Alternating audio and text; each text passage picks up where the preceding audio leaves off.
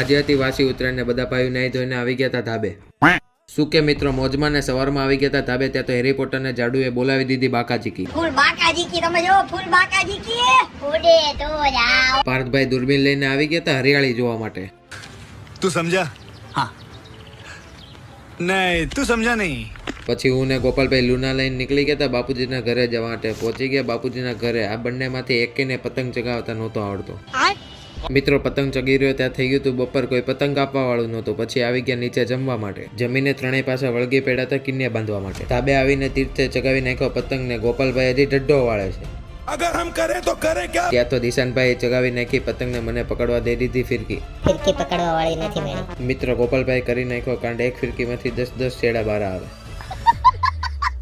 સાંજે પવન પડી ગયો એટલે શાંતિથી ફોન લઈને બેસી ગયા હતા નીચે. વાસી ઉત્તરાયણ પતી ગઈ એટલે રાત્રે ઉજવી નાખી દિવાળી. રાત્રે પાછું ચેતક લઈને નીકળી ગયા હતા ઘરે જવા. ઊભા રહી ગયા ચાઇનીઝ રોલ ખાવા. ચાઇનીઝ રોલ તો સારા હતા. ઉત્તરાયણનો વ્લોગ ના જોયો તો જોતા આવજો. મળીએ નવા મિની વ્લોગમાં.